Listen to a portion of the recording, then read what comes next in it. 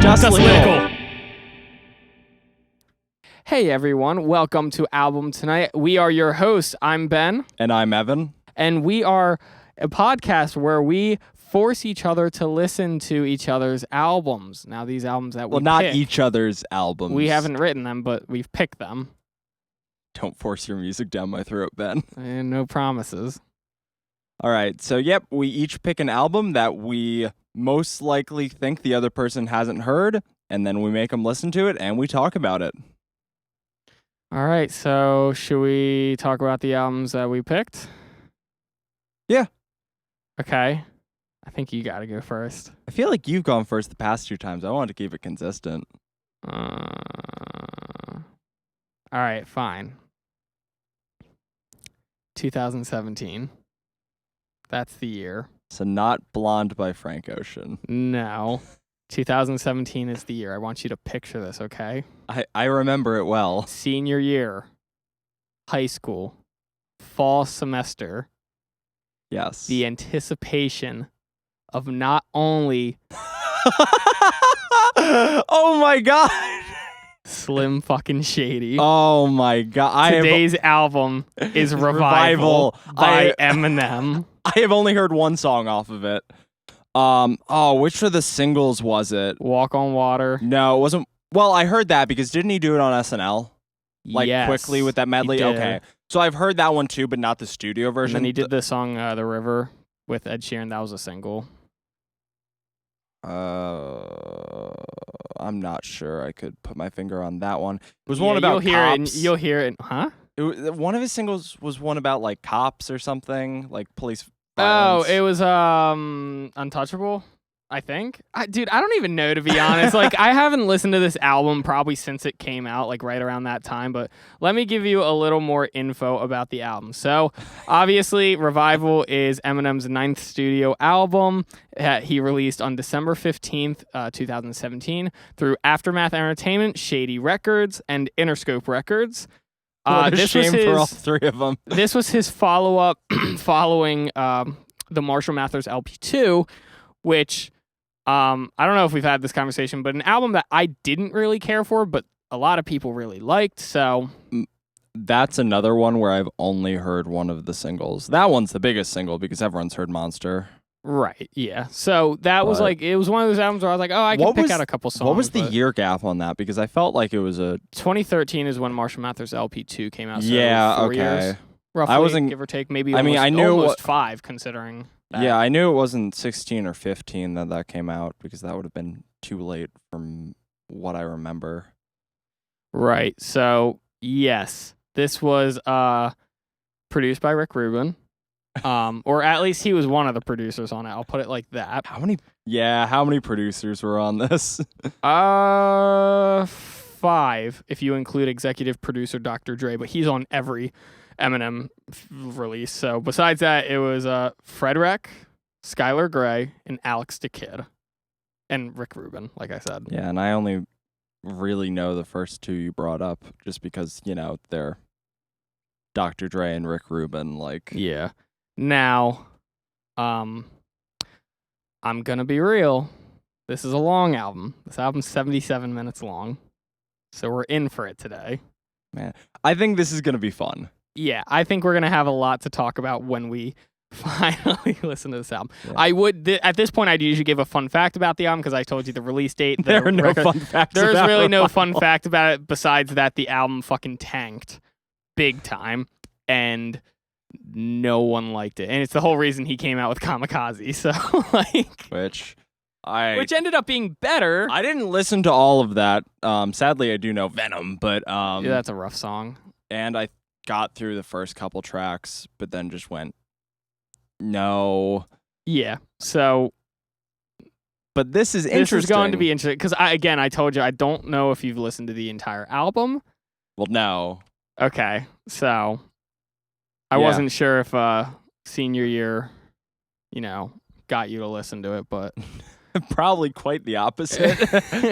All right, so that's my album. This is interesting considering this is the. You also picked Revival by No. Eminem. Oh. Well, that wouldn't make sense if I had never listened to it. Yeah, you got a point.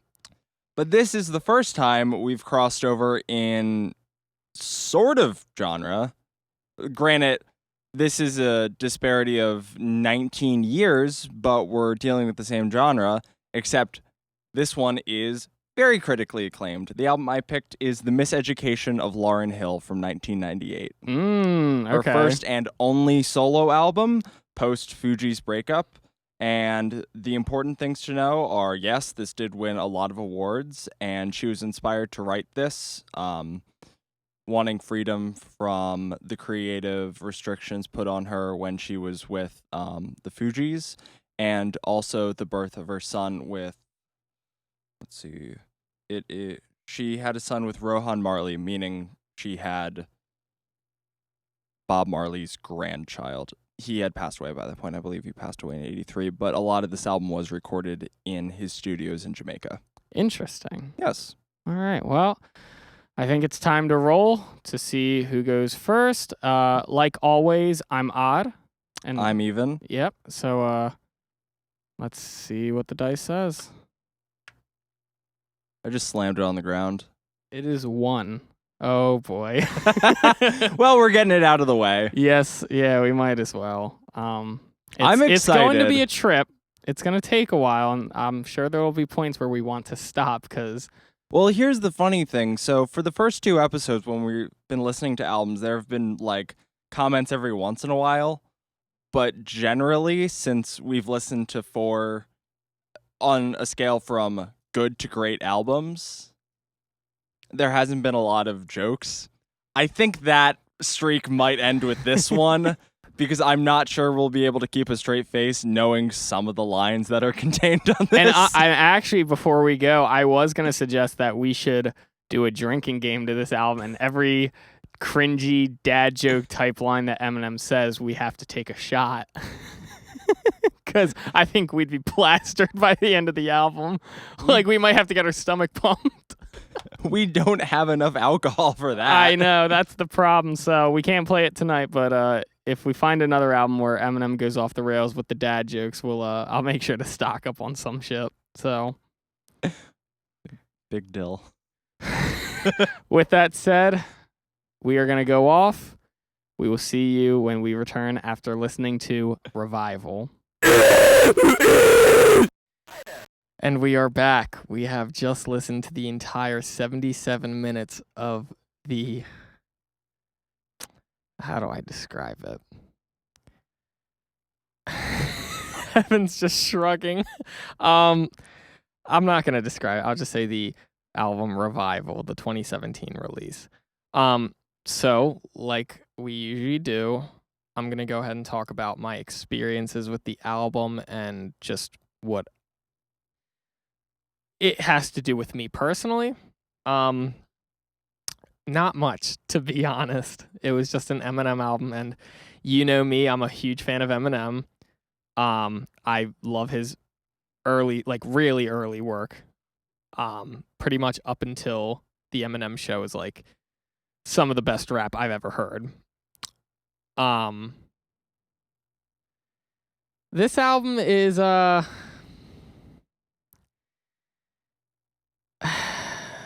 trip.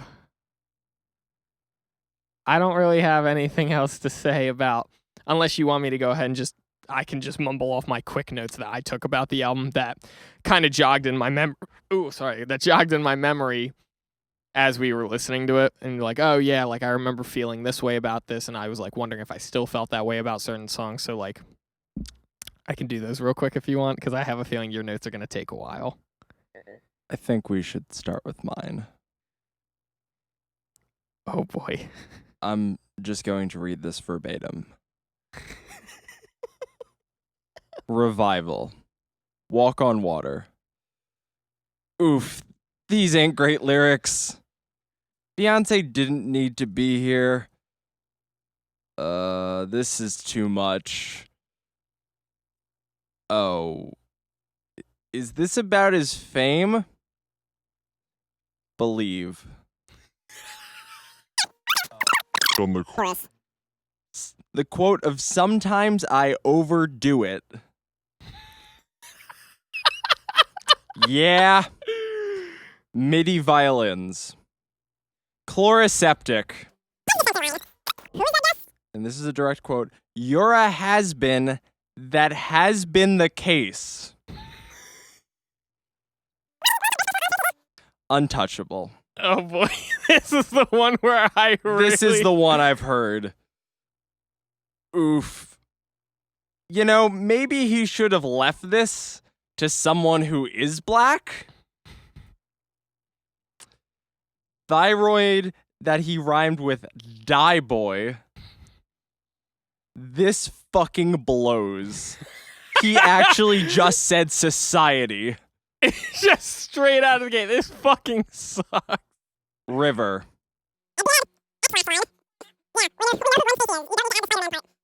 Yeah, well. Remind me.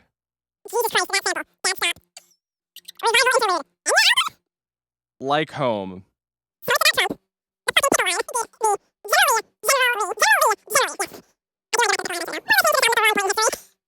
Bad husband. Dad, please stop. Tragic endings. Framed.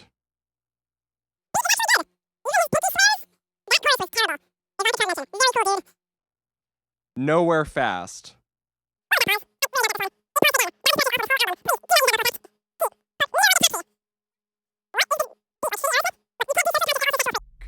Wait, what song are we even on? Heat. Oh, yeah, see. Okay, yeah, that was bad. You've got buns and I've got Asperger's? He ended it by saying Audi 5000? Offended.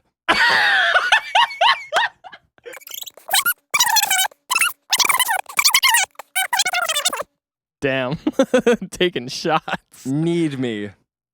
Thank God, a full minute without Eminem. Pink is a savior. 2 minutes! And then he comes into the song. In your head.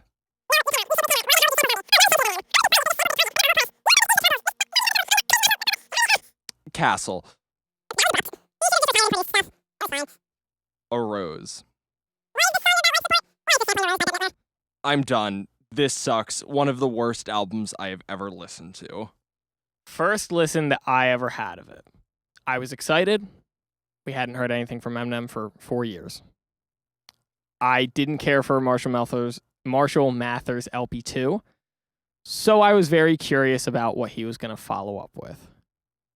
And I'll start with when he released Walk on Water. A ton of people gave that song shit, but like not for the lyrics, at least not yet. People didn't dive into the lyrics until like the entire album came out, and they're like, wait a second. But when it first came out, they were just like, this isn't a rap song, it's like a rap ballad, like what the fuck's wrong with it? I actually think that was probably the better approach because he's getting older. I think if he were to keep doing like Marshall Mathers LP stuff, it would come off as just very old. Yeah. So I appreciated the approach when that song came out. The approach. Yes. Right? The song I'd agree with you there. The song itself, I didn't hate it compared to every other song. Oh, well, compared to everything else, it was That's what I'm comparing it fine. to. So it was fine. I think it was there. I think for him to speak up about his fame and like, you know, what his fame was and shit like that, like I think that's a vulnerable thing for any kind of person to do if they were in that situation. But then again, the lyrics were pretty bad. The lyrics, I think that being the opening. When I said that, why is Beyonce here? I didn't mean that in a negative way towards Beyonce. I just think that part was written so that they could have had any guest female vocalist in there. I didn't feel like Beyonce was using even even a 32nd of her ability in Right. that.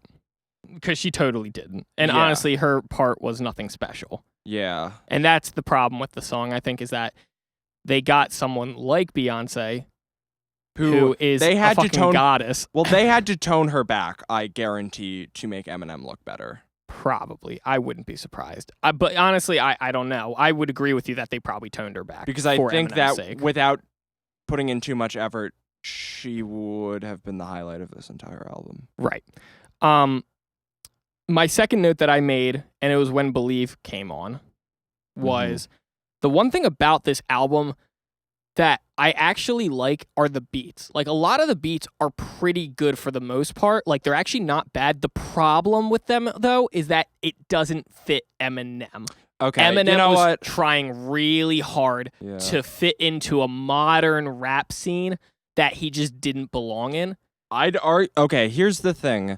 With the beats, and I said the production was bad, I meant in context, because there are some beats that are more modern, more spacious. I would say most were pretty modern. Most. Yeah. But the counterpoint to that is also there were a couple that were straight up like retro rock influenced, very early, like basically Rick Rubin. Eminem had the capabilities of sampling anything Rick Rubin has done because Rick Rubin had the green light to be like, oh, you want to sample Zombie? Go for it. Like, and that's, I think, a problem with Rick Rubin in producing Eminem, because the same thing happened with Berserk on Marshall Mathers LP2, where they sampled haven't heard it. You would hear it and you would know. I forget what song it is saying. I can't even think of the song. I haven't listened Look it to up the on album. Who Sampled. I'll continue my point of Okay. And the times he does that, most notably, I mean, there's that weird Aerosmith, like, I mean, it wasn't Aerosmith, but there was that weird beat on Heat. But really the egregious one was Just Remind Me. Yeah, that was pretty Here's bad. the thing, though. Oh, Billy Squier, The Stroke. Oh, that's not even a good Squire song anyway. But the thing with that is, if like Run DMC or the Beastie Boys did it, it would be fun. But Eminem doing it, this entire album was a buzzkill in every proportion. Him being emotional was too, like, oh, I didn't feel bad for him when he was trying to be emotional, when he was trying to be like, ooh, I'm like a sex fiend. I'm like, please, goddamn stop. This is incredibly uncomfortable. See, I think There the wasn't thing an with that, enjoyable moment in this album for and me. honestly, this is where I'm guessing, and I'm more so giving Eminem the benefit of the doubt. And this is just a guess, because at this point, I've always said it, at this point of Eminem's career, he was so not part of everything going on. Like, he was just kind of old news. Yeah. And he was really trying to be prevalent again. So to do that, he tried to pull out some of the shit he might have said when he was a kid, but as an adult. And it comes off as just very contradictory to, I hate Donald Trump, but like, yeah, I'll grab her by the pussy you too. can't. Like, you can't do that, you know? That's the thing. It's like Eminem tries to be this political person, and I believe that he actually has the beliefs he's stating. But the thing is, you can't have it both ways. You can't be like, yeah, fuck Trump, funk Mitch McConnell, fuck Mitch McConnell, fuck Kellyanne Conway, like every major political thing of importance that he brings up on this album, which already was heavy-handed. I mean, just thinking back to the other things in this year, let's even call it the year surrounding it, 2016, 2018 as well, there was so much better stuff. Yeah. And most of what I like when it comes to hip-hop is socially conscious stuff, or just like really off-the-wall stuff. So this felt so goddamn heavy-handed. It was like, cool, man, Trump's bad. Yeah, we already fucking know. And it's one of those things. I think, and this is something we need to get out of the way. Listening to it in the date, I'm not going to say the date we're recording this, but September of 2020, this feels like dog shit politically. I was going to say, it has not aged well. And Holy it's only shit. 3 years old. I was like, wow.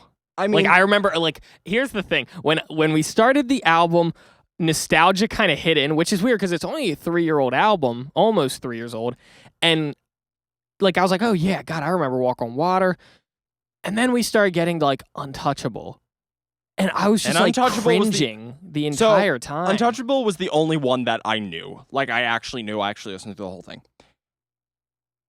And I remember listening to it and just being like, all right, I see what he's doing, but this isn't working. Right. But now it's just insult just to doesn't work. It's just insult to injury after insult to injury after insult to injury. It's awful. It is. I'm not sure I could pick a worse song on this album. That's probably the worst, in my opinion. It's pretty egregious in I was going to say, I remember I accounts. told you that the Need Me, was that the song with Pink? I remember I told you that was the most forgettable, and I think it truly is, in my I think opinion. it's the best song on the album. That's fair. I always thought of it as the most forgettable. I don't know why, It's but 2 minutes of Pink. That is fine by me. yeah, and it's not like it was a bad song, but it was a song that, like, when I saw the track listing again, I was like, I don't even remember that song being on the album. That's what I meant by quite literally forgettable, where I was like, I just don't remember that song. And it's probably because of how bad the rest of the album was, to be honest. Like, that song to me was a fine song, Yeah. but it didn't stand out with how bad everything else was, which is why I totally forgot that was even part of the album. With that said, I think it was also a very dumb song to put on the album because it's just like, yeah. put it on a Pink album. Yeah, but it works here as an album track because it's this barrage.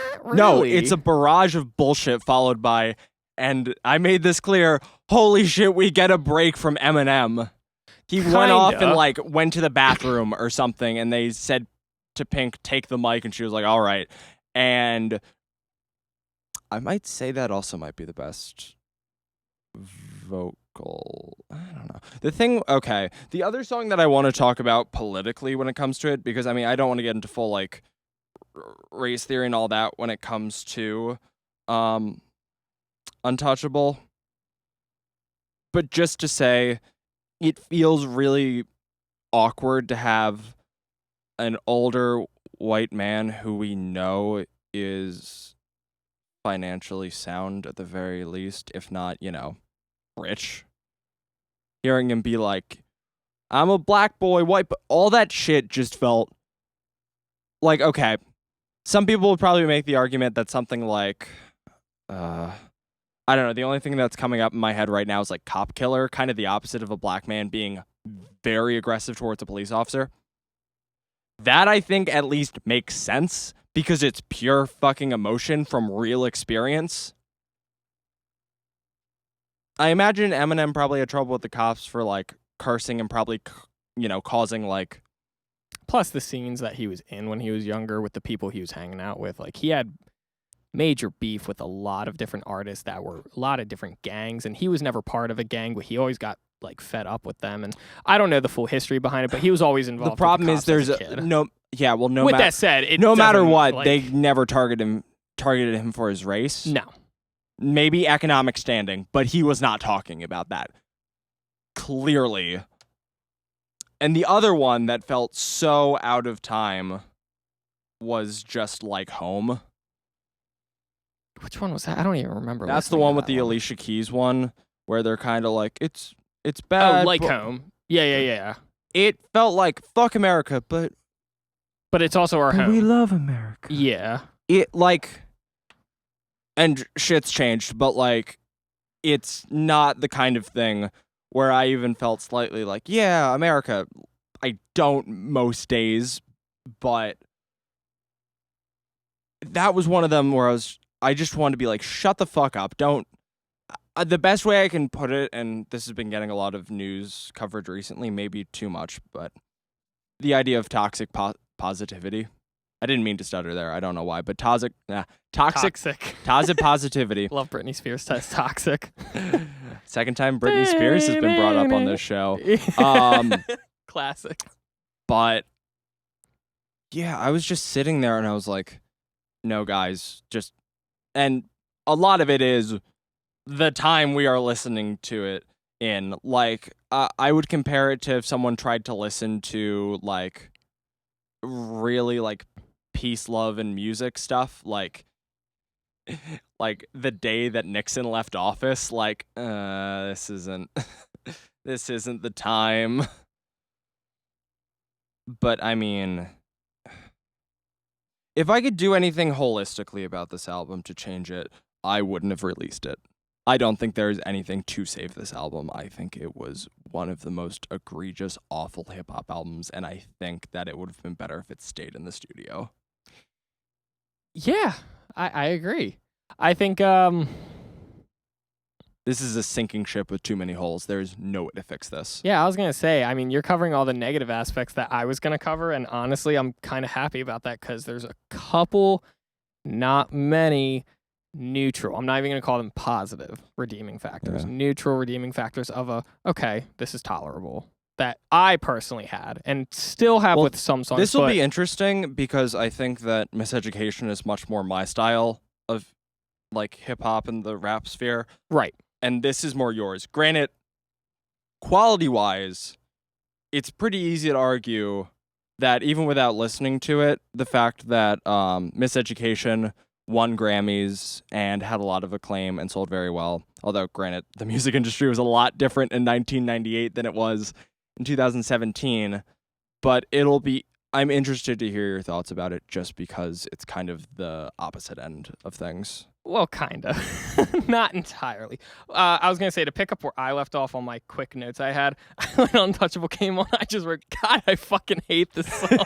Like, straight up, I was So like- bad. I was like, God, I hate this song. And then I followed it up by saying, okay, well, it's not even the content necessarily, because overall, he's trying to just be like, fuck Donald Trump. And it was like, okay, that's fine, I guess. But it Do was just something with it. Yeah, it was just everything else that I was Like, you can't just be like, he sucks, and it's like, yeah, man, that's cool. It's like, no, you Like- need to put some effort into it. put some, like, I don't know, put some money That's into like it doing or a book something. report and being like, I didn't like Lord of the Flies. That's it. Yeah. That's it. I mean, the funny thing is, I think most of, like, the point that I can immediately think of, and sorry for cutting you off here, but I don't know. I mean, when- this is the conversation that I was expecting to have. I don't- Now, we are going to get, like, this is the serious topic of it, Uh-huh. where, like, you know, with times of right now, how it is just not it's not suited. okay. It's- But we will make light of it soon, I promise. But I do want to talk about my notes first, and then we'll just start fucking ripping it to shreds lyrically. I was Because just I'm going to pull up every really bad line, and we're just going to go through each of them, or some of them, because we still got to listen to your album. Yeah, I was just gonna mention that, like, the one thing I can think of right now, he had the one song and he was, like, talking about, like, Donald Trump, like, fucking, like, did he say, like, transvestites in the army or something? I don't couldn't know if he understand, said but that's what it sounded like. I remember he said, like, Eh. trans in the military or something like that, like, fucking, because It didn't sound like a great term towards I think it was them. like right at that time was the whole thing about how he like didn't want to have LGBTQ members in the military. Yeah, well, or there something was like that that, thing, so- but then the only other political point that I heard brought up was later when he was like, "Just kidding, guys, I'm back to my old weird self," and he's like, "I agree with Donald on grabbing him by the pussy." I'm like, "No, you can't That was do that. That was easily the worst. Like, wow, I actually that is can't believe actually he said that. egregious. I can't believe he actually said that. Yeah, Like, okay, like, I know. we were talking a couple days ago about Tyler the Creator. At least that's like, okay, he's getting his rage out. It's a lot of shit, but like, I mean, his early stuff, not Flower Boy. But think about it. Flower Boy came out the same year as this. Yeah. Damn came out the same year as this. Mm-hmm. Drake's More Life got better reviews than Revival. And that's saying something. That's a Drake album. Yeah. Because okay, and saying that it's not that I hate Drake, it's just he's not known for having very consistent or great albums. I mean, all you need to do is look at the criticism for Scorpion for that. Yeah. But that was kind of a bloated mess to begin with. It's just like you look at where the hip hop world was at and it wasn't this. No. God, no. And unlike every other album we've talked about, I can personally say, "Oh, I know what was going on in this scene in real time because I was there." And we were living it. We and were we living were- through it. Yeah, and you everyone know? like, and hip hop still is kind of the predominant form of popular music. This isn't where shit was No. at all. It is so out in its own fucking universe of like, hey guys, it's 2008, but I mean the Donald Trump stuff. It's like you cannot like sign of the fucking times, dude. Like Honestly, it's funny that you're talking about all the politics that surrounded the album, but it's funny because for the most part of and I'm not trying to disagree with you anyway, because I didn't even write down any of the political stuff because I knew you were going to cover that. So I didn't even attempt to cover it because I was like, Evan's going to talk all about it. Yeah. And before I move on in my notes, quickly, I want to talk about the artwork. Okay, the first time I saw it, I thought, all right. And then I kind of looked at it clearer, and I was like, you know what? That's really dumb.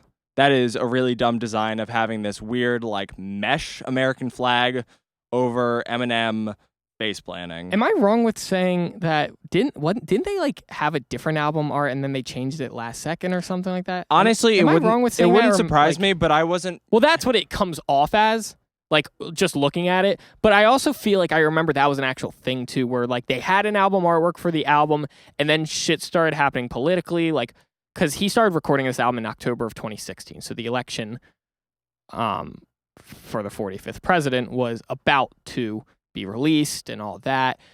So like, I feel like by the time of him recording this, like, maybe he got shit to Donald Trump to say at that point, but he really didn't have much beef until he was in office. I feel like they had the album done and then more shit was just happening with Trump, and he was just like, hold on, I need to record more songs. And that's where the politically songs come in. And then they were like, change the artwork. Like, I feel like the political songs are the songs that he did last.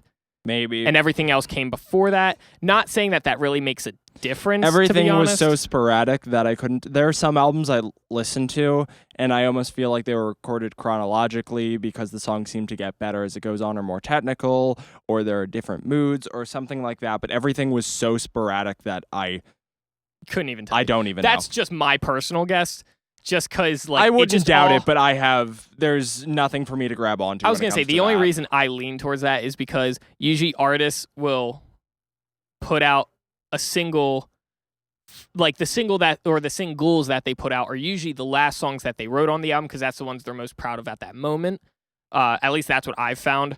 Like, that's one of the reasons why they release singles. Or two, they just overall think like it's a really good song.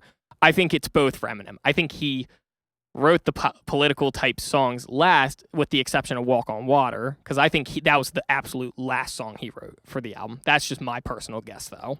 Yeah. But I also think that with Untouchable, or what is it called?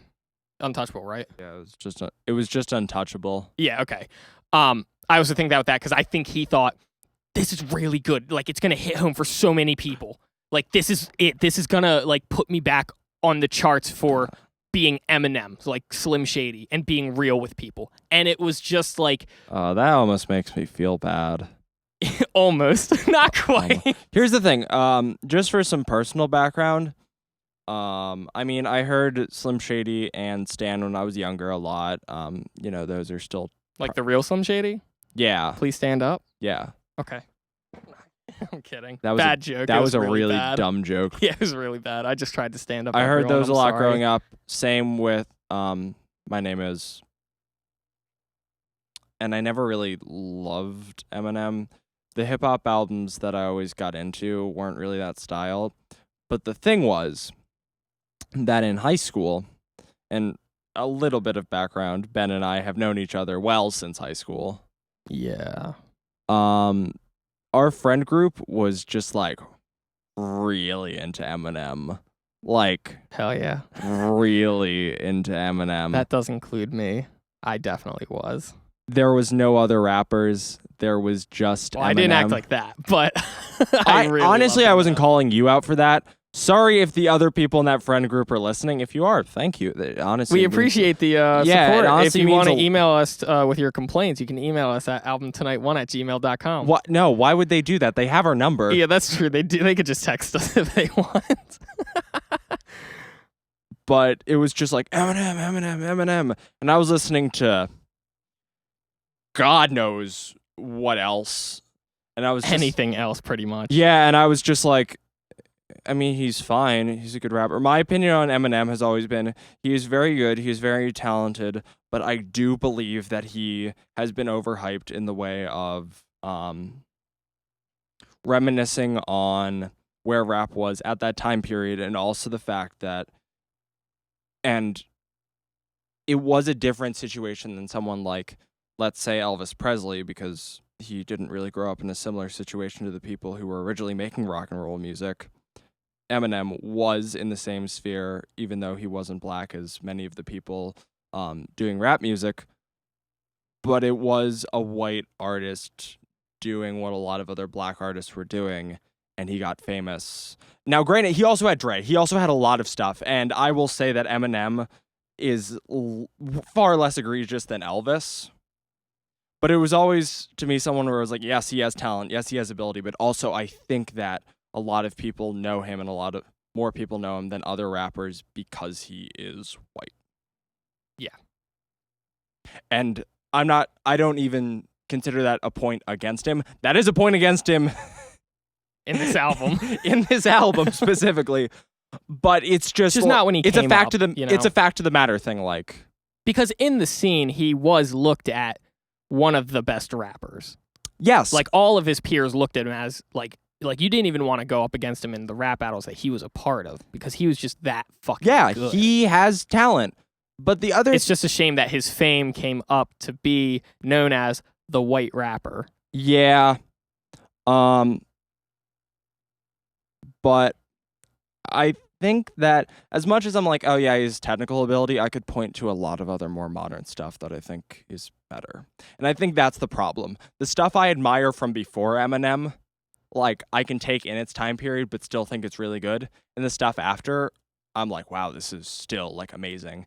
Eminem feels like a bridge gap in a lot of his stuff, and I'm like, all right. Eminem's interesting because I've heard, because anytime I listen to his stuff, I think there's earlier stuff that I know is better and more classic, and there's later stuff that I know is more technical. And yeah, and I was gonna say better in a Eminem's one of different those way. people where it's like, you throw me, like, I don't even know, like, the Slim Shady LP, like his first record label debut, like that horrorcore genre was not really a thing. Like, it wasn't popular until Eminem started really doing it. Like, it was around and a lot of artists were doing it, but it wasn't popular mainstream until Eminem, because he was a white rapper. And a lot of Exactly. the stuff he was talking about was just like, oh my god, can you imagine if a insane kind of black things. man said that stuff? it'd be controversial, that's for sure. Controversial. I mean, it was controversial wa- even when Eminem said it, but yeah, but it was controversial when he said it. It wouldn't have been played. yeah, exactly. And that's kind of the thing I have to think about. It's like, is he good? Yes. But I don't know. Yeah. I've so- also never. There's nothing about his personality that I've really ever keyed into. Yeah, I mean, he never really had, like, I mean, I don't really know anything about his personality. Well, to you be know, honest, you know? It's easier to fall in love with an artist where you feel some sort of connection to their persona. I'm not going to say who they actually are because that's really hard for anyone in the public light. But Yeah, well, I can't say I can relate to Eminem and be like, I get the hardships he had in life, Well, because I really don't. Like, well, I know that relate he had a is- bad I'm not gonna childhood, but, maybe not relate, but kind of think this is an interesting person. yeah, I mean, I don't know.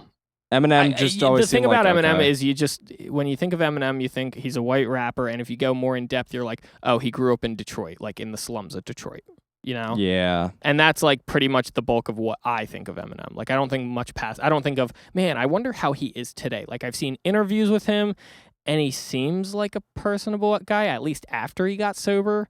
I don't know about before.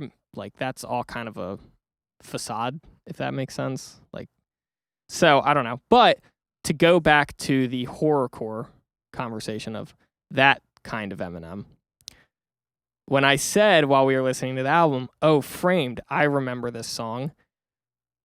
That was Eminem's song on Revival. That was the 2017 version of Eminem's horrorcore genre, and it did not fit It at was all. The beat was awful. awesome. I actually really liked the beat when I heard it. But again, lyrically and performance-wise, it just... What was the beat? I don't know, to be honest, but it was very reminiscent to like the horrorcore stuff that he used to do, and that's why I really liked it, because I was like, shit, like that's kind of why I cool. don't remember it. Yeah, so like that's why I was kind of like, that's really cool. But again, performance-wise, it fell off. Lyrically, okay, it was like haha, kind of funny, but like again, it doesn't add up to songs like Kill You or like, I'm not gonna say Kim, because Kim's just a whole other Yeah. that's a whole other song. That's the thing.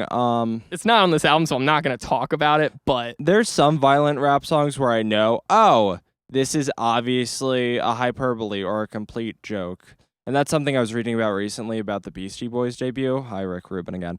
But like a lot of people who weren't from New York didn't get the joke that it was white boys talking about like violence and shit, and they didn't do any of that. And so and part of that I think was Rubin, because you know Rubin, he was always the kind of guy who wanted to scare parents, and that's how they would sell music. But that kind of stuff I find funny, and when they did it later, it was kind of a bit weird because they were getting into their own style. Eminem, I always found it a little bit uncomfortable, just like because it's super graphic. It's a thing of I don't get the joke, man, and then I feel like his response is it's not, and like he goes very like on his early stuff, he goes pretty far, I must say. Which is, I think that's why I really attracted to him, because you know me, I love like death metal, like really extreme metal, like I love that stuff, and lyrically those songs are very violent too. So like I get it more than you probably, just because I've listened to a lot of lyrics that are very similar to that. Yeah. So, but the only other quick notes that like actually there's two more quick notes, and then I want to talk about the last two songs. The next note was just, there's a lot of forgettable songs. Like a lot of the songs are just very forgettable. I'm not going to remember half of them tomorrow. More than half of them, 3/4 of them, to be honest. The other note was Nowhere Fast. I actually really like the beat, and I think Kalani's a great singer.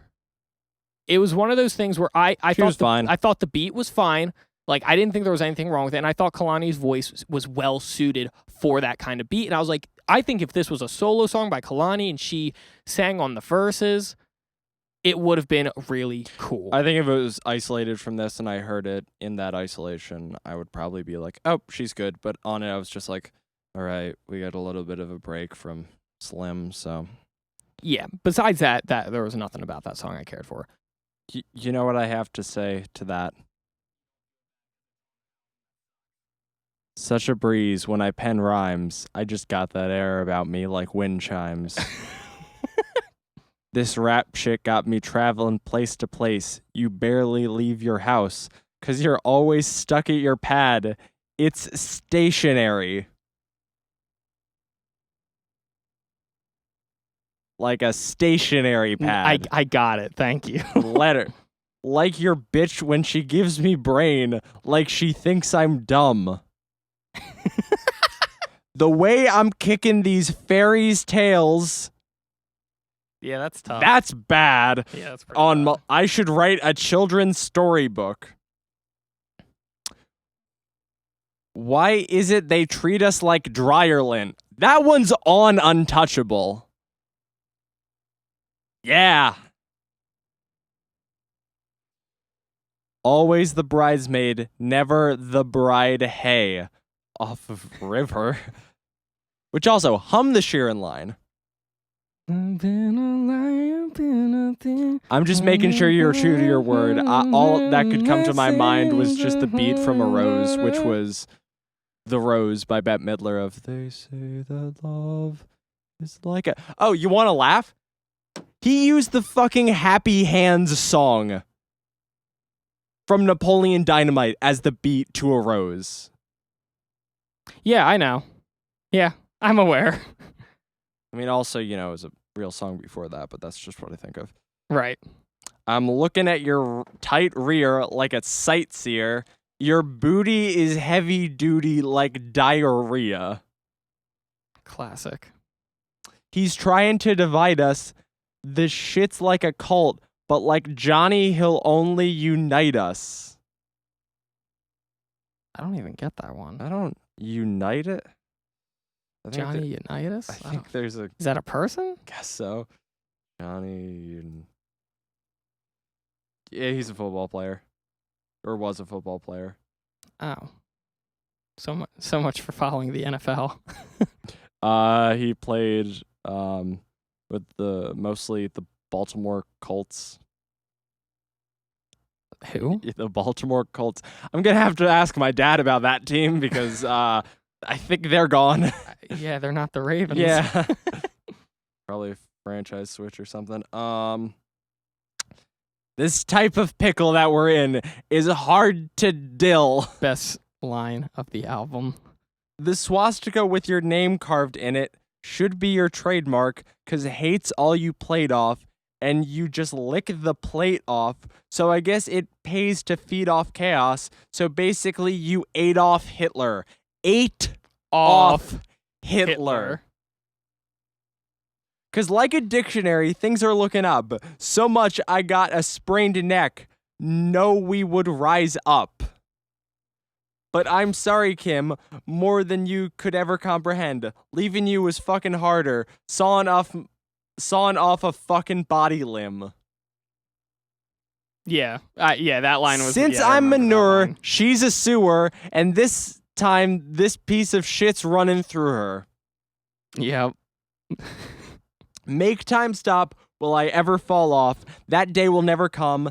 Till the pine box. Bitch, fuck you. I'm better than I ever was. What the fuck was Nowhere Fast about? Yeah, dude, I don't really know, to be honest. I literally, okay.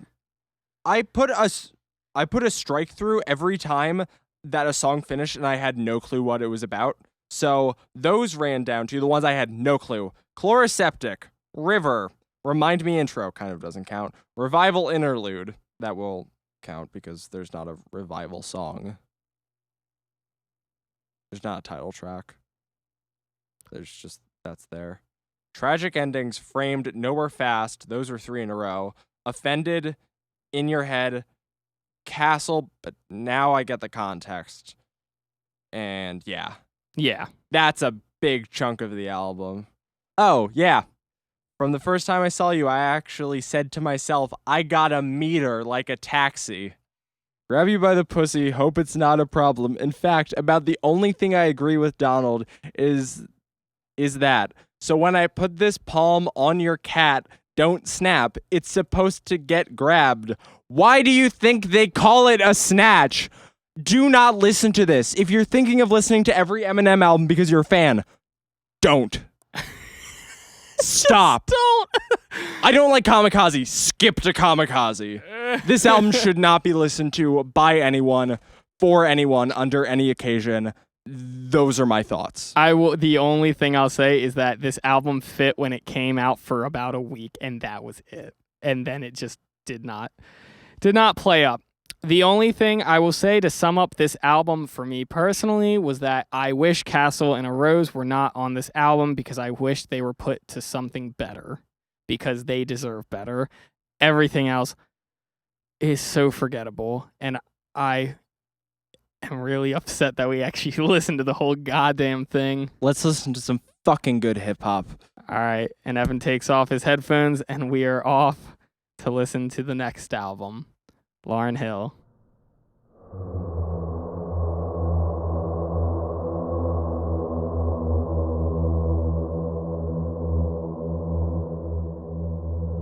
All right, and we are back after listening to the Miseducation of Lauryn Hill. So my history with this album is I didn't actually hear it until fairly recently. I can't think of when. It was either this year or last year. But my history with Lauryn Hill goes back to as early as I can remember. It's when you started dating her. What? It was a joke. You're like, my history with her is when, it goes far back. And I was just like, oh, because you started dating. It was a joke. It was a really dumb joke. All right, whatever. Anyway, the Fugees were the first hip-hop anything I ever heard when I was a really little kid because they were on Sesame Street. They did one song on a special called Elmo Palooza, which, funny enough, was the last thing they recorded in the 90s, which was 98. So, they were already kind of done by 97. I don't know why they did that.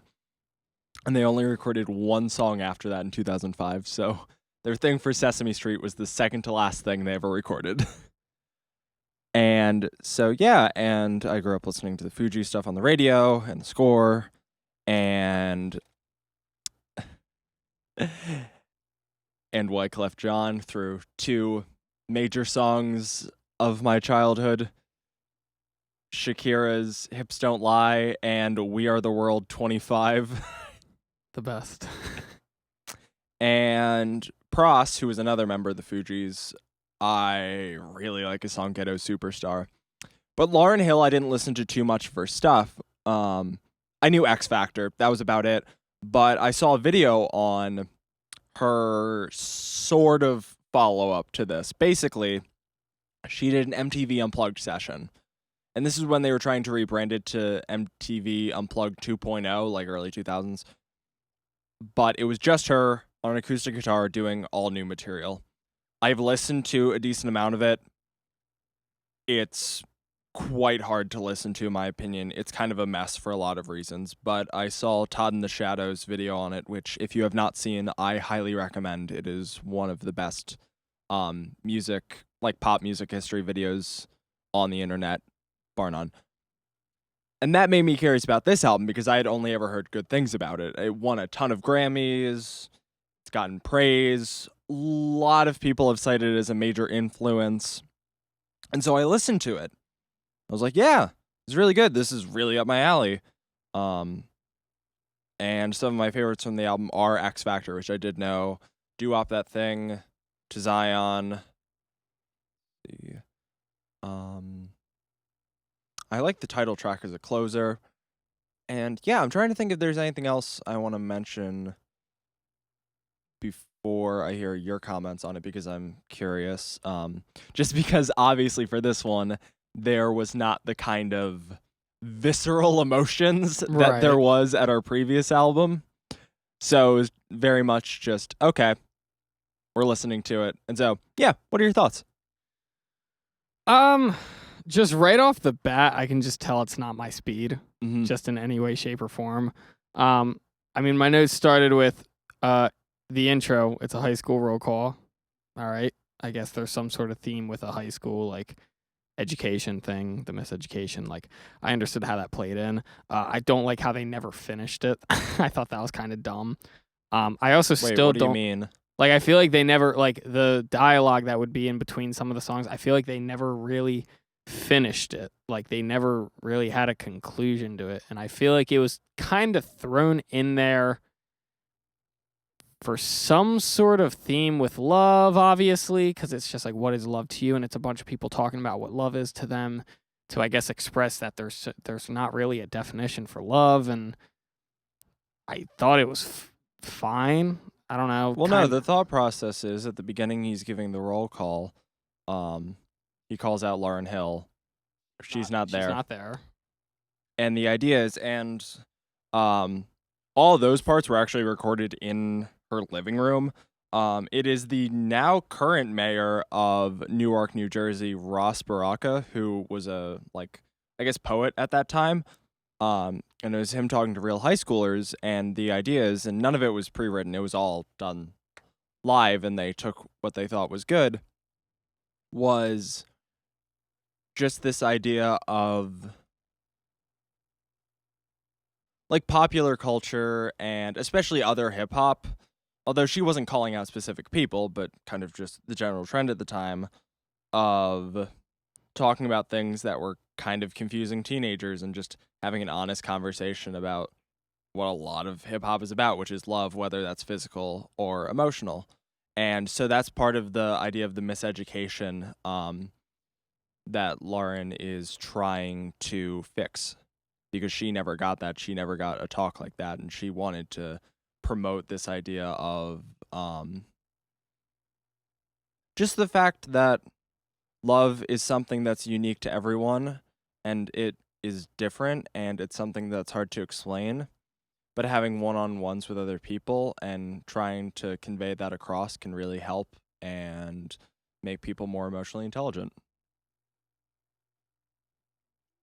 All right. I mean, I'm going to explain why it didn't make sense to me while listening to it, because I just heard it and it was just like, it's there, I guess. So yeah, that was just the intro of the high school roll call, talking about love, whatever. Last ones was cool, like classic 90s beat, and I was like, I love it. It's really fucking dope. I was all about it. The scratching was really loud, and it ducked her vocals like a shit ton when she was rapping, which for some reason for that track, her vocals were really quiet in the mix. So that's more of like a production thing. Like every other song where she rapped, specifically rapping, her voice was present except for last ones. I don't think the production, I don't know, maybe it's a very typical reggae production. Part of it, I mean, it was partly recorded in Kingston, so that makes sense. But yeah, it sounded fine to me, but maybe that's just my ears hearing a lot of stuff. It was just one of those things where like I would hear her rapping, and if when the scratching happened, I completely missed everything she said. Maybe it was just really distracting, but it almost sounded as if it was covering her vocals. I thought the simplicity worked there in that song because like classic hip hop kind of song, that's what it sounded like, and I was like, it works.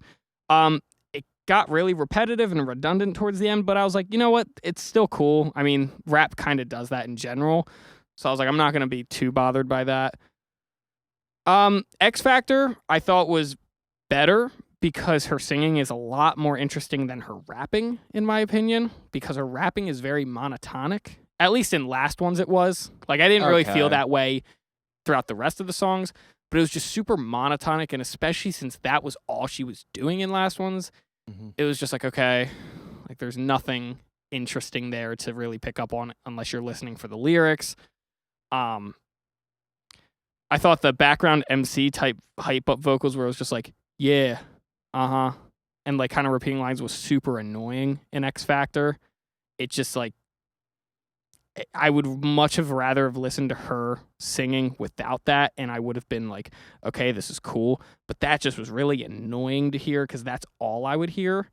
But it was super jazzy sounding, which was super fitting for the time and for the kind of music that she was expressing and for her vocals. Like, it just all really worked in that song. So I really appreciate that. And then when the background choir came in like halfway, that was awesome. I fucked with that a lot. But it was similar to last ones to where it started to get repetitive towards the end and I started to lose a little interest. But then we got to To Zion, easily my favorite song on the album. I thought it was very heartfelt. I thought Carlos Santana's guitar part was really nice. Because when I think of Carlos Santana, I like to think like not only his songwriting, but like his guitar solos. And this was a good example of his like just songwriting for the part that he wrote because it fits and it's not overboard. It's not super in your face. And if they took out like featuring Carlos Santana, then you wouldn't have guessed that it was Carlos Santana. Santana playing. Sorry about that. You wouldn't have guessed that it was him playing, and I think that's the point, which is really good, in my opinion. Yeah. Late 90s had a nice big Santana revival. Yeah, true. Super sweet sounding. It was like delicate vocals. The beat was fantastic. Everything worked together very well. The ending was a bit random, I thought, where it was like the beat was kind of cutting in and out, but like she was kind of riffing and singing, and the bass line would kind of cut in and out doing random things, but it was like, all right, like, it's fine. This is where I started to question about the overlying theme of love and just like I'm trying to figure out what it is. But doo-wop, the beat goes hard as fuck. That's literally what I said. I was like, oh, sick. That's awesome. The rap was a lot better here, I thought. Like, I was really keyed into it at this point. Such a simple but effective piano part throughout the song. But this is where I was like, the overall problem I've been having with these songs is I lose, like, I can't pay attention to them after a certain point because they just start just getting really bland and repetitive. And it's like, all right, well, and honestly, that's probably just the music, to be honest. Not even her specifically, but the music for the time. Because I stopped taking notes for a lot of the songs because I just had that same problem where I just lost interest in listening to them because of that. Like Superstar, the only thing I said here was it's a super sweet chord progression and it sounds like she's talking about her fame. That's what it sounded like to me. Final Hour, this slowly grew on me the more I listened to it, because it was like the classic hip hop song in my opinion on the album, where I was like, this is really cool. You know, she's really great in this song rap wise, and I was like, it really works. The beat was boring as fuck. I did not care for it at all, but I think that was the point. So I kind of didn't really like sit there and like really take in the beat at all. But I noticed there was a guitar part in the background, and I didn't notice it until the very end. And it just made me realize that, hold on, there's a lot more going on in the background that's really subtle, that's cool, that I wish was brought up more in the mix, because I realized that the only thing that you can really hear is the bass and beat, which hip-hop, that makes sense. But with those subtle textures, that brings out the life of certain songs, I feel like. And I probably would have enjoyed them a lot more if I got those textures, but it is what it is. When It Hurts So Bad, I noticed this cool 5 against 4 thing, which is a cool rhythm pattern type thing. So I thought that was awesome. Like that perked up my, like you probably saw me just like just kind of trying to tap it out and be like, oh yeah, that's really fucking cool. 'Cause I was just trying to figure out where it was. I was like, oh, that's kind of cool. But besides that, nothing stood out. And that, like, I couldn't even really tell you what it was about, to be honest, because I just couldn't really pay attention to that. And honestly, I was really fixated on the 5 against 4 for a while. I quite literally just wrote, I have the same problems with I Used to Love Him as all the other problems above. Forgive Them, Father. That was cool because there were, like, cool accents in the beat that the bass and other instruments followed that I was kind of keying into. But I was almost positive that they used the same exact chord progression as another song. I just can't remember which song it was, but I was listening to it. I was like, this is the same exact chord progression, I'm pretty sure. And I was just like, all right. And the only part that I said that was cool that didn't even stick out in the song unless you really heard it was the keyboard that was doing a cool upbeat pattern. And I was like, that's cool. That's one of those things I wish was brought up in the mix, because I would have keyed in on that and been like, yeah, like I could stick to that for a while. Every Ghetto, Every City. I loved the Rhodes keyboard sound, whatever that was. I was like, that stood out right away because it was the first funky kind of vibe that I was getting. And I was like, fuck yeah. So that I started keying into right away. But I just kept really getting distracted because there was nothing else I could key into. And then this is where I finally realized throughout the listening process that I was trying to figure out why I can never understand the lyrics fully. And it was because she keeps riffing and having multiple layers of riffing, and it's fucking annoying as shit. I can't stand it. Like, Really? It was just so like, and I think that's just one thing about me personally. Like, I don't like vocals that are super flashy, and that's kind of all she was doing, in my opinion. And when she didn't do it, I appreciated those parts more. But when she did do it, it was just a jumble of just like one riff on the right, one riff on the left, kind of lyrics in the center, but you can't really hear it because they're going to riff the same lyrics over top when you start a new lyric line. And I was just like, that's so just, I don't find that appealing in any way, shape, or form. I know a lot of people do because it's interesting and it's talented. Like, I give her 100% credit for being super talented singer. It's just not my thing. And like when I thought back to it, to like all the other songs before, what the fuck did you just do with your mouth? I was trying to do something with my tongue. Are you okay? I was trying to do something with my tongue, but it just call someone. It just made a farting sound. Where am I? I don't even know. Oh, Nothing Even Matters. At that point, I just got really tired. I don't think it was because of the music. I just think I was tired. But I made that a note because at that point, the songs started to blend together a bit in terms of vibe. And I was just like, all right, like, I get it. Everything is Everything. I quite literally wrote, this is the first exciting beat since doo-wop. The MC background voice is back and it's still annoying. The rap verse was sick, honestly, because it was the first time in one of her songs that I noticed where she started singing and it was a lot of singing, and then out of nowhere she came in with a rap. And I was like, okay, that's interesting. That catches my attention right there, and I want to keep listening to see what happens next. So I really enjoyed that, like, a lot. The beat breaks were really nice. There was a beat break right after the rap, I remember, where like everything kind of cut out and then it came back in. And I almost wish there was a little more of that or just something else to, keep that interest level up. So like this was the first song where I was like, yes, like this is kind of what I was hoping the rest of the album would be like. And then the Miseducation of Lauryn Hill was easily the best intro to any of the songs because it was a simple, just like piano like thing that Marco could probably do, not me. And it worked. Like it caught my attention because I was like, this just sounds different overall. Like I don't know what to expect. And there's no backbeat to it. I actually felt like I could pay more attention to the lyrics without the backbeat. And I was like, oh, that's actually really nice. And then I wasn't going to take notes on the 2 bonus songs. So, yeah, we listened to the 2 bonus tracks, hidden tracks, whatever you want to call it. They're listed on Wikipedia as pretty standard, but like they're fine. One of them's a cover of the Frankie Valli classic "Can't Take My Eyes Off of You." It's good. I think it's good. I think it's a fine cover. I think as a bonus thing, it's like cool. And Tell 'Em I find forgettable, but whatever. You know what's funny? I actually was like, that song kind of stood out. It was just different from everything else. Like the beat wasn't super in your face. It was kind of a chilled out beat. And I was like, that's cool. And I wasn't going to and I didn't take any notes on them, but I just was like, oh, that's cool. I would listen to that song again just to check it out.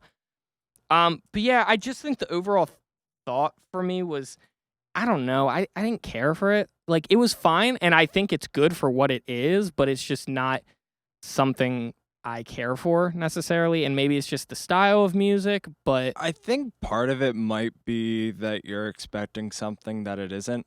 It's hip hop, but it is also more than anything neo soul. Yeah, I guess. It is soul with hip hop, and I think that is one of the biggest achievements of this album. I think that Lauryn Hill, as a vocalist and as a rapper, are both great and both made strides for women in the genre in what they could talk about and how they could perform and how they could present themselves. And I think that is where this album cements itself on history. On top of the fact that everything, like, when I look through the tracks, I'm like, oh yeah, that's that song and that's that song. And there are a lot of hip hop albums where I go, which one was that? And maybe that's just me because it seems like your opinion was that things start to blend together. And when I think about the whole album, I think some things do when I'm just thinking about it. But then I actually look at it, I'm like, oh, that's the one where she's talking about growing up as a child. This is the one where she talks about her emotional feelings when it comes to her ex, not her like professional problems. Zion is a beautiful song about her son. Easily. That was the only song where from front to back lyrically I was just keyed into everything she was saying. Yeah. I didn't find her hard to understand at all with the mix or how she was saying things. It was really just for certain parts, especially towards the halfway point of most of the songs that I noticed, where I think it was more so of just they were trying to layer things, and to me it sounded like it was too much. But also at the same time, I think you could have cut all the songs either in half or at least cut a quarter of them off, and you probably still would have gotten away with the same message, the same vibe, and the same song. And I do get that. But on the other hand, I have listened to hip-hop albums that are far worse than it when it comes to repetition. Oh, like, trust me, I'm sure. Like, I'm not saying that this is the only album to do that. Like, and I'm gonna compare this to someone who was really inspired by it. Kanye West's first album. It has a very similar structure of a couple songs and like skits, and they kind of just keep going. And on this, I think the benefit to it is if you're keyed into the songs, it's just more of what you already like. For example, the one song, and I'm not sure if I'd say it's my favorite, but it's still up there even if it was the one I knew before. But the fact that X Factor goes on as long as it does, I enjoy that. Same with doo-wop that thing. Like, the songs I like, and they just keep going, I'm like, great. I get more of it. And I think it's a very chill album, and I think it's a very emotional album that you can just put on. And aside from doo-wop that thing, a lot of it is just like listen and hear what she's talking about and hear what she's saying.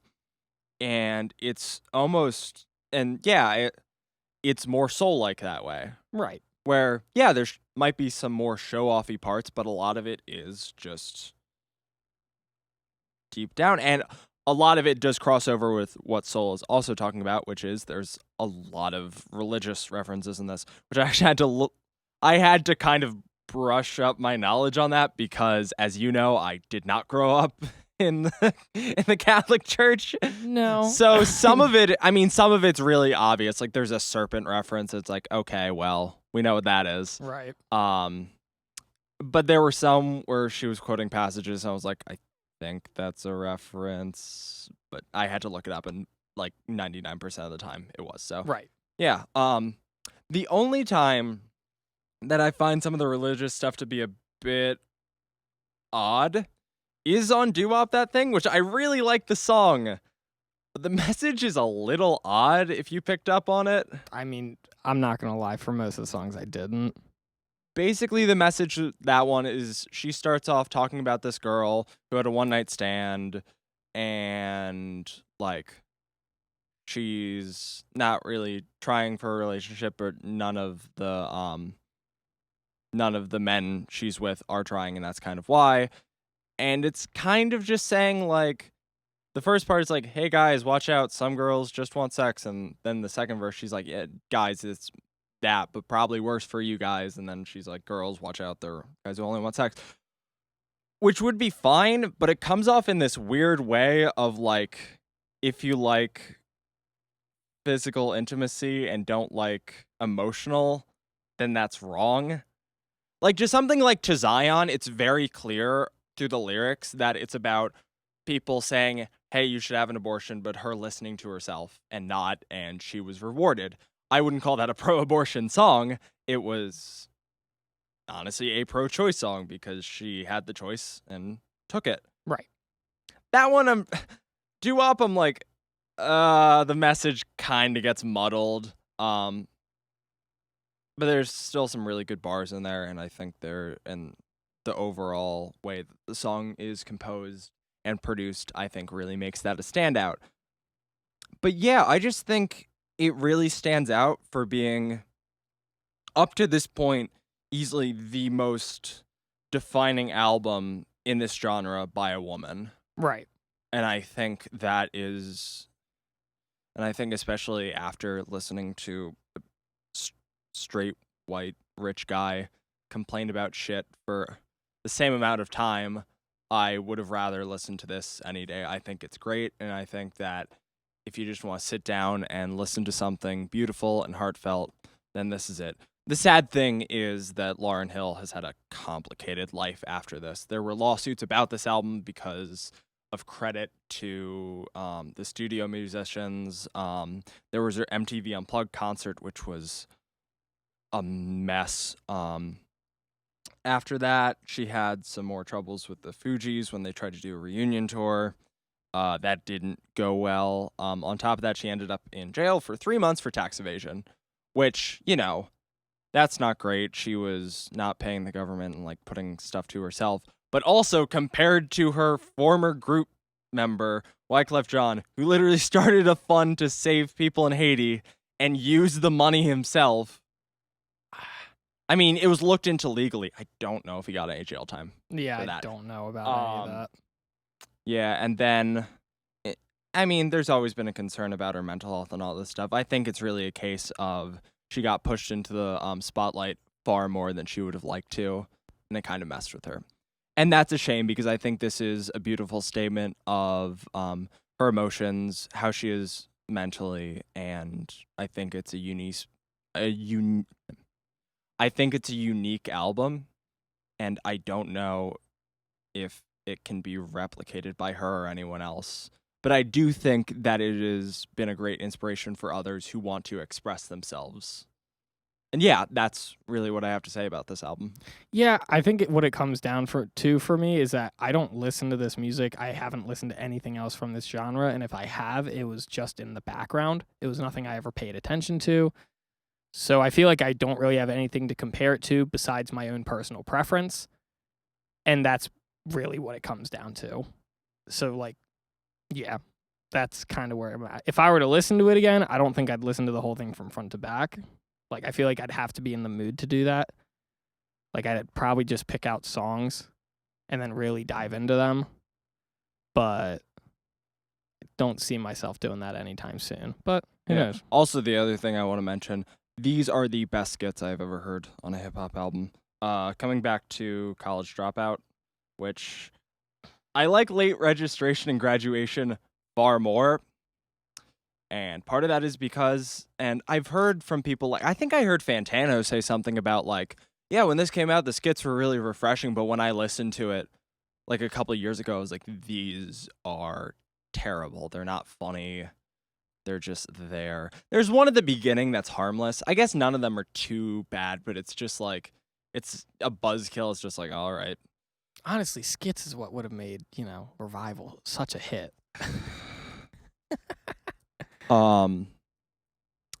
Yeah. I think it is interesting, though. I think this is the first album that we've had very different opinions on. Very much so. Yeah.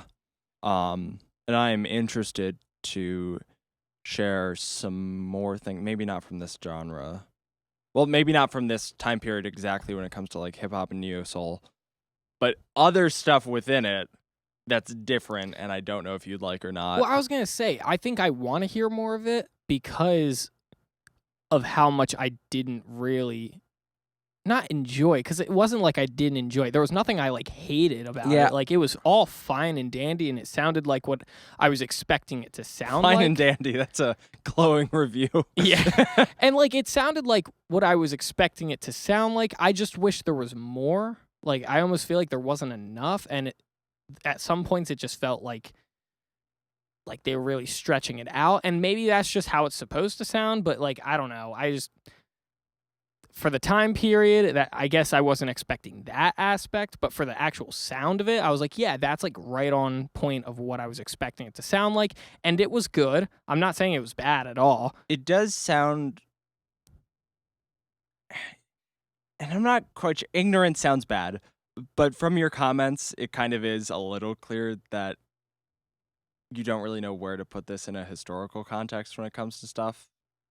And I don't mean that as a criticism towards you. It's just, if you haven't listened to other stuff from this time period, it's hard to put something in its place if you haven't. It's like listening to Sgt. Pepper's and not knowing about the Beatles' earlier stuff and the 60s in general. It's just like, it might still be good. I'd say that's probably a more dynamic Well, honestly, album. there's probably a testament to, I don't know much about the Fugees. Like, I don't know much about their history. Hell, I don't know much about their music. Just nothing I listen to. So I'm sure if I understood that, I probably would understand what this solo album was supposed to be more like. Hell, and the history of it, maybe there is something I'm just missing that doesn't stick out to me. I mean, from what you said, yeah, it sounds like this was a brave album, to say the least, that it's not something that was really, like, this sounds like it was a precedent kind of album, that it kind of led the way for, I guess, female artists specifically of color in this genre, or so be it, like, whatever it is. And I think that's great, but I don't think that changes the fact of what I heard and what I thought. Yeah. But You it know? is interesting how, and as someone who's really interested in history when it comes to anything, whether that's nations or pop music, it's like knowing it can change things. I'm trying to think of a good example when it comes to me of like something I listened to without context, then with context, and had like a completely different opinion of. And I wasn't trying to criticize Right. you. Yeah, but it is interesting. Like, if you turned around and showed me something like, I'm trying to think of something if you turned around and showed me anything like metalcore, like a full EP or album or something. Sure. And let's say it was a well-known band. I'll shout out Varials just because I know that's the one I know. Yeah, I mean they're like not super super popular, but yeah, sure. well, let's go within with the it. people I know who's. But like, if you're like, here's a whole album, I would probably be like, this all sounded the same. I had trouble hearing the lyric. I'd probably say similar things, and I think that's the interesting Probably. thing. And I'd expect that actually, to be honest. Yeah.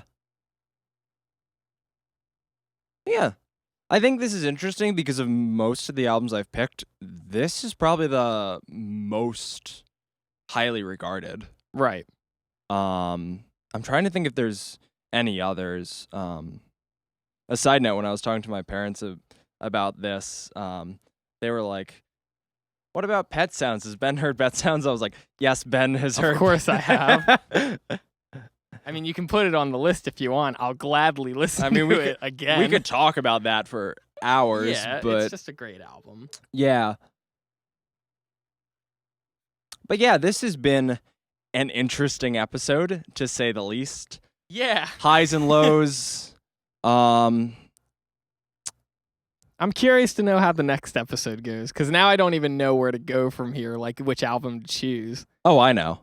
I have a list and I'm gonna pick. I think I know, but I'm still kind of, wavering up and down between a couple of different choices. But I do have choices, so that's good. I know what I'm picking. I just need to figure out how to get it because it's Not on Spotify. yeah. Oh boy.